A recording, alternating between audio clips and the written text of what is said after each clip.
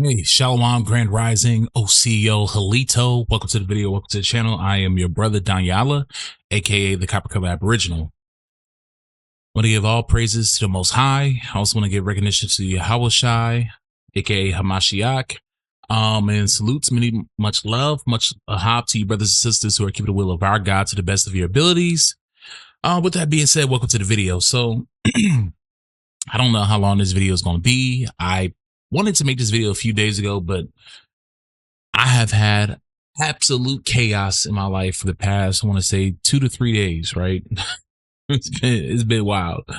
And as you see, I don't have only thing that's set up back there is that light right there, that sign, and it's super bright. It's actually supposed to be dimmer than that, but I don't have everything set up just because I'm trying to get this video out, as soon as possible. So I only have this on that stays on. It turns on by itself for whatever reason. I don't know why, even when I turn it off. But I didn't set everything up just because I wanted to get this video out and get it out quick. So yeah, I'm sure most people in the country have heard about the storm that is going to be hitting a lot of places actually tonight.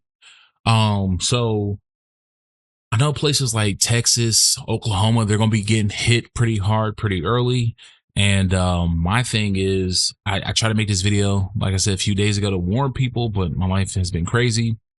But there's still time, even for people who are in Oklahoma, because people past the Mississippi, we won't be seeing this storm until later today. Later tomorrow. So Saturday afternoon is when we're going to really start to see the snow pour in. But by that time, it would have already hit Oklahoma and Texas. But it is never too late until it is all said and done. So all around the country, most of the country, I'm not going to say all around the country, but most parts of the country, Saturday pouring into Sunday, all the way to Sunday evening. In some parts of the country, we're supposed to be experiencing something that's supposed to be unprecedented. If this goes the way they predict it to be, they said they have never seen an ice storm like this. I don't know how true that is, but you know, my wife, she said, this could very well, just be something to where we may just get like an inch or two, or maybe not even snow at all. That could be the case. My wife, she always jokes about that because here in Columbus, there's times when they're like, oh yeah, we're going to get like about 2, 3, 4 inches of snow. And then we barely get any dust of snow on the ground. Right. And we're disappointed. Okay. I don't know what it is about Columbus, but it's like weather avoids Columbus. And if it does hit Columbus, it doesn't hit where we're at, which is just weird. We're south of I-70. And that's like the halfway point. That's like the dividing point of Columbus from north to south. And yeah, it's just like we don't get it. But they said that there's a very high possibility that we're going to end up getting a bunch of snow out here, right? In many states. So my thing, the reason why I'm making this video is to say, guys, I really hope that y'all came prepared, right? Meaning, if you stay ready, you don't have to get ready. But if you aren't ready, please, if you got children, do them a favor. Go out there and buy the stuff that you're going to need, right? If you got cell phones, charge them bitches to the max tonight, okay? If you got any type of like power, like power bank, solar charger, anything like that, generators, charge them things up.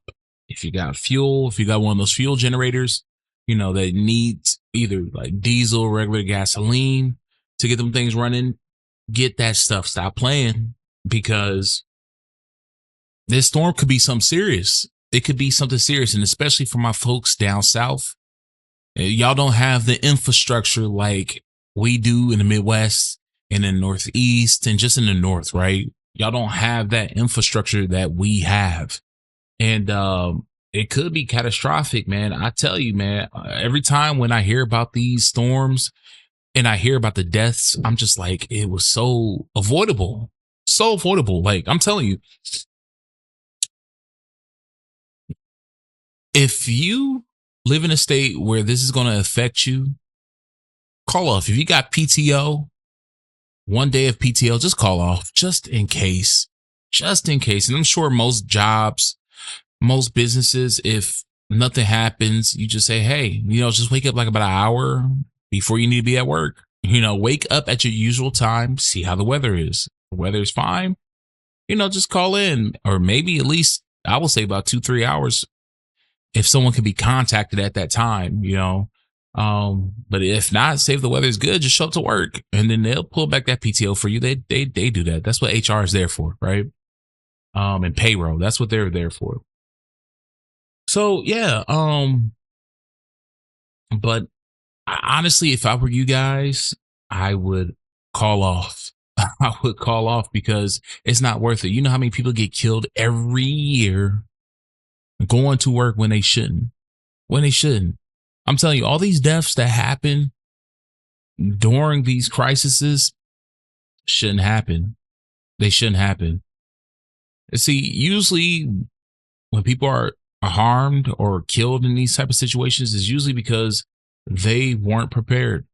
They weren't prepared. You got people out there going to the stores in the middle of a blizzard trying to get toilet paper and water and food. And it's like, dog, you should have did that at least at minimum the day before.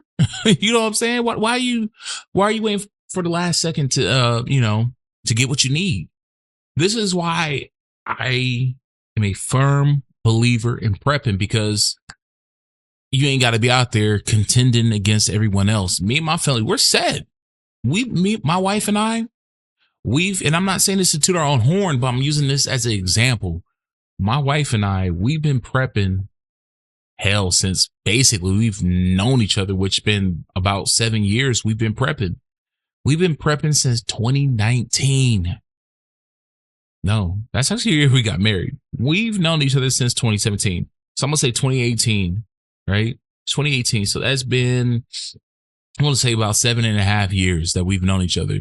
Actually, this February coming up, it would be, I want to say probably about 8 years exactly. So, because we've been married since 2019. So there we go. Almost 7 years since we've been married. And it's been about 8.5 years or 8 years since we've known each other. So before we even got married, we were prepping.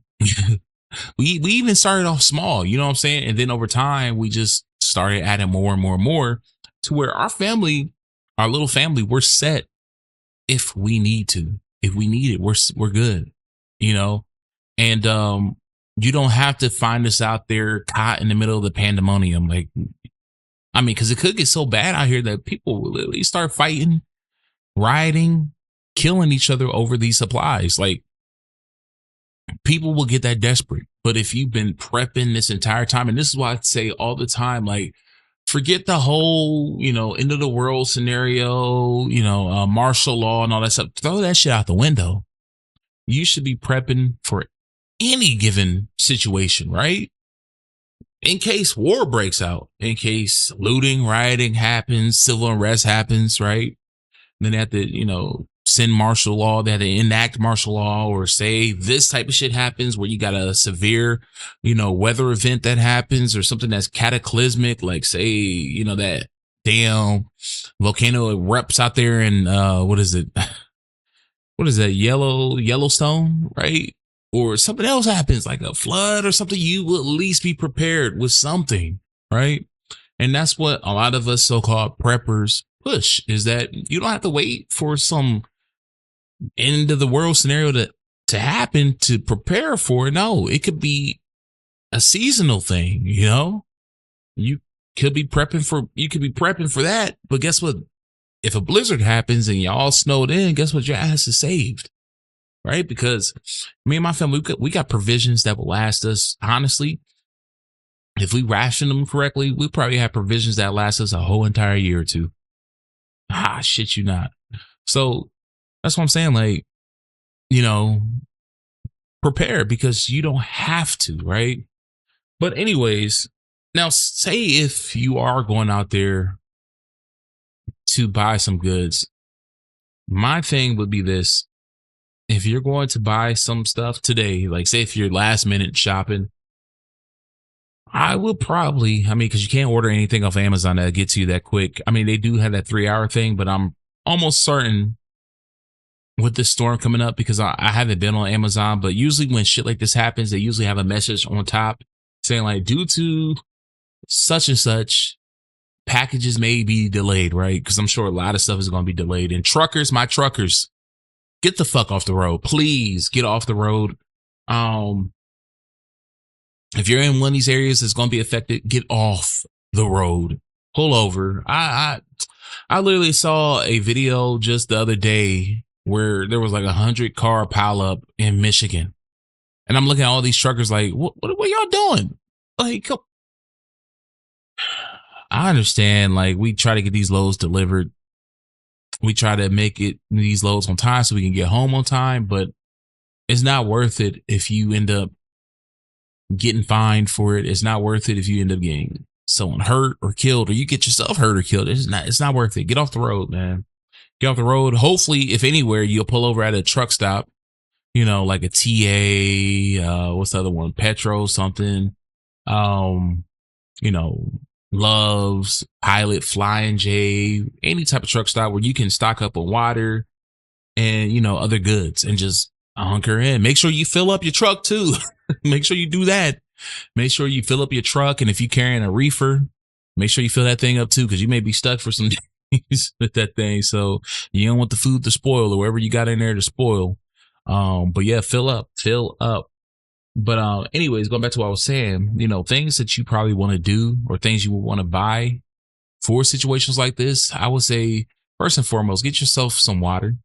And also one of the other, so these are going to be the most important things I'm going to mention. I may throw on some other things in there too, but the most important thing things you're going to need for situations like this, say if you're trapped in a blizzard, right? Or you're trapped in an ice storm to where it's ice everywhere. It's like a level 2 or 3, situation to where they don't want anyone on the road, because level 1s, they don't really want people on the road, but you won't get in trouble for it. Level 2s and 3s, like weather emergencies, if you're caught on the road, you can be fined, ticketed, and even jailed for that shit, right? Because they just see it as being reckless, putting your life and other people's lives in danger. And if you get stuck, they don't want to come and have to save your ass in that type of situation, right? So the most important things that you're going to need is you're going to need water, food, and protection from the elements, right? Water, food, protection from the elements. Of course, other people will be like, oh, there's other things that are important too. Yeah, I agree with you, but those are the 3 most important things, because if you don't drink, you can literally die within a few days. But that's not the most dangerous thing, right? The weather is, because you can literally die from hypothermia within an hour. Within an hour, like literally within minutes, you can die from hypothermia. Right? So that I don't think most people need to worry about, because most people have homes. And I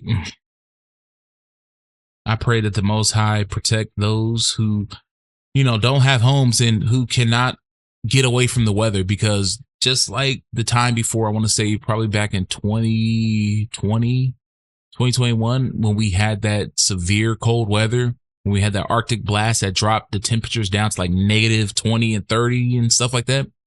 Remember those homeless folks who froze to death outside? We're going to have more of that this year. And I pray that the Most High, gets most of those people off the streets somewhere safe. And those who pass on, I pray that, that the Most High has mercy on their soul, It's just sad. It's sad because it's going to be, I know it. There's going to be a lot of people who's going to die from this. If this thing plays out the way they're saying it's going to play out, which is going, if it plays out the way they think, it's going to be for the record books. It's going to be a lot of people that's going to die unnecessarily. But yeah. Anyways, let me go over to this other screen so you guys can see the affected areas, right? But like I said, when it comes to dealing with the elements, we mostly have that. The average person usually has that, which is usually a home, right? But say if the grid goes down, you no longer can run, your electric heaters, hell, even your boiler and your HVAC system. It's not going to work. It's not going to work. It needs electricity to even start, right? So, if you could afford it and if you could get it right now, or say if it's sitting somewhere, like say a storage area, a storage unit, go and get this damn thing.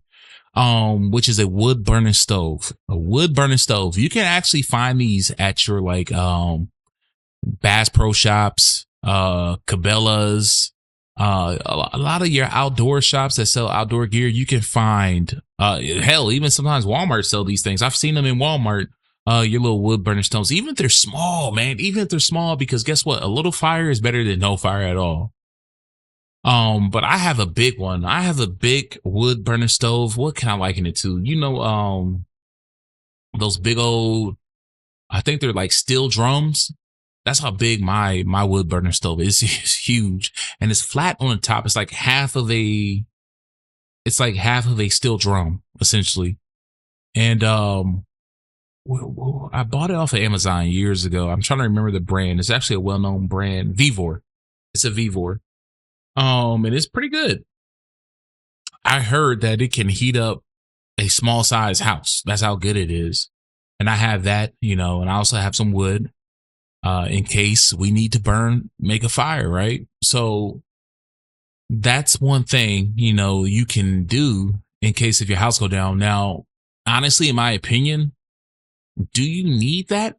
Maybe not, because you can probably bundle up so well, layer up so well that you can survive it. As long as you have a good winter coat and you got several pairs of socks you can put on, you got a few pair of gloves, you got several pants and shirts you can put on, you can bundle up and you be good, man. I literally have this winter coat that I've had for probably like 12 years.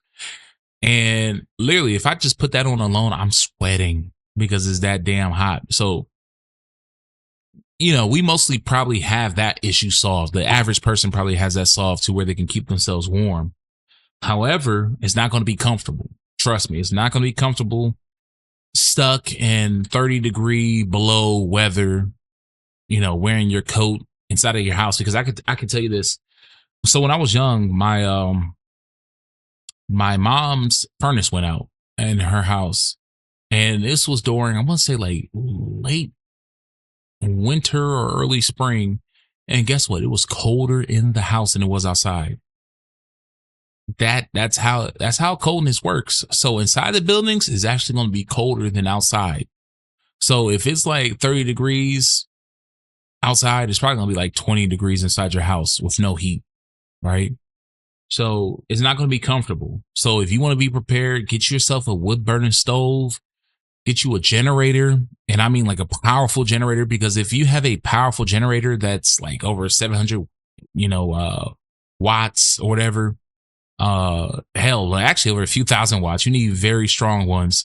You will be able to run, space heaters and stuff, right? And if you have a diesel power generator, oh yeah, you can run just about anything on those things, refrigerators, heaters, whatever you want, right? Even if you have a Tesla, I heard that if you have a Tesla, you could plug it up into your house, because you should have like the wall unit. And if you plug it up into your house, it will power up your house, right? So that's pretty dope. Pretty dope. I'm not an EV guy at all, so whatever. But yeah, so definitely make sure you protect yourself from the elements. Protect yourself from the elements. Second most important would be water, right? Go and stock up on water. If I were you, what I would do tonight is that if you feel like, if you go to the stores, you're in a scenario to where there's no water to be bought, what you need to do is fill up your bathtub. If you got 2 of them in your house, fill both of them up. Fill your bathtub up with water, because that water, say if you're a household of 4, that water should last you until everything kicks back into action. I mean, maybe a little too less water, because I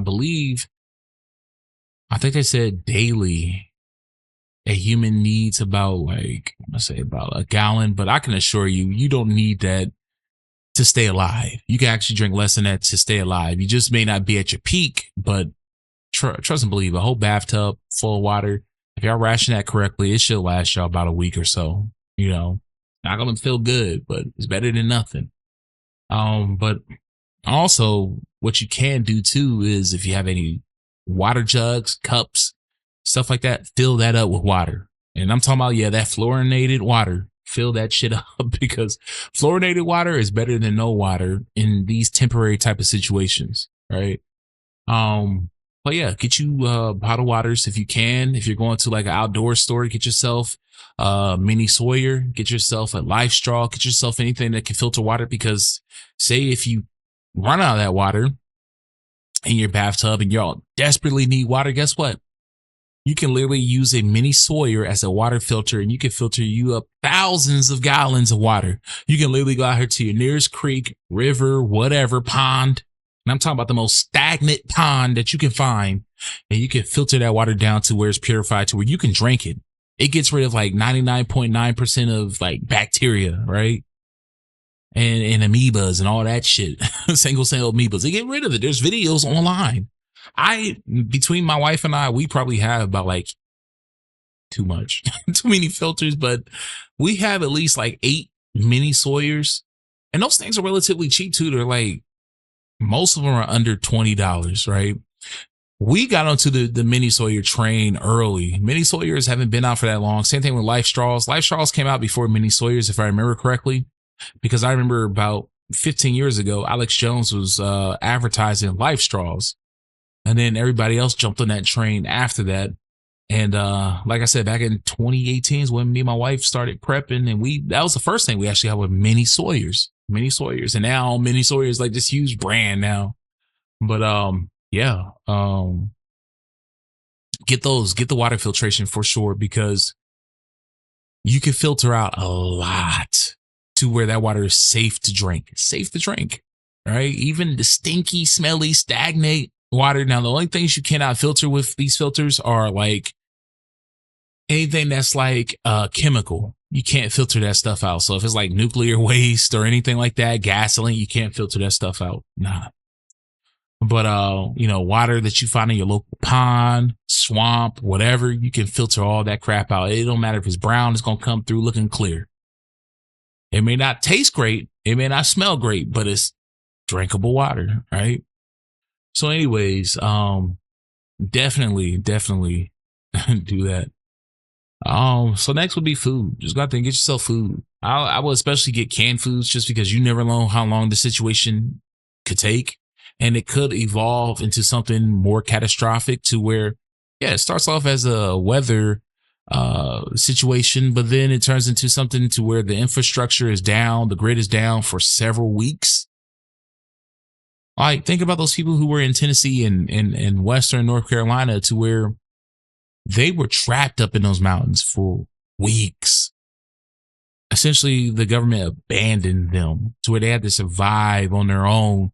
And, they were blessed that people were actually making their way up there before FEMA would, right? Bringing them supplies and stuff like that, man. That's terrible. And that could be, look at the map. Look at the map. This is all the areas that's being hit, right?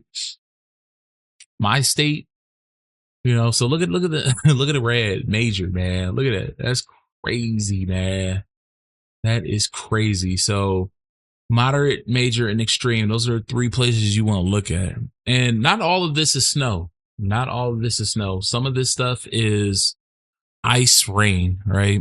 So that's what a lot of people are afraid of, is the ice, because what the ice does is that what the rain does, the freezing rain does, is that it freezes, it starts to accumulate on your power lines and it starts to freeze over. And when it does that, it pulls down the power lines so much so that it will snap the cables and cause electrical disruptions, cause power outages and all that stuff. And it can literally take the grid down. I know about this because this happened a few times here in Columbus. It happened in, I want to say 2005 and then 2010. It happened here in Columbus where it just took down the grid for a few days, right? And mind you, Ohio is a place we have the infrastructure for this type of shit. but still, it can even mess us up, right? But just think about your states down south, like Atlanta, Raleigh, you know what I'm saying? Nashville, Tupelo, Dallas. I mean, I know these places get snow every year. I get it, but they don't get this type of weather every year. They don't, right? I used to live in Fayetteville, North Carolina, like literally second home. Lived there when I was younger, and I remember it. I remember living in the South when when we got like just this much snow down there. They would literally shut down the entire city, right? So yeah, I know how it's like living in the South, and they ain't ready. They're not ready. Hell, if people up in the North ain't ready, the funny short story. I was up in Detroit last Sunday, but the Thursday before that, so not this Thursday, last Thursday, I was in Detroit, and they got about 4 inches of snow. Tell me why they did not have those streets plowed. I'm up here, and so was everybody else. Thursday morning, driving through snow this thick. They literally, in the middle of their downtown, all that snow was unplowed. Unplowed. I'm literally on my way to Toledo, because in Columbus, we didn't get I don't think we got any snow at all that day. But the further north I went, the more snow started to accumulate, and it got worse and worse and worse. And of course, to go from Ohio to Michigan, you have to go further north. So I got up there to Detroit, and it was just the worst. It was absolutely insane.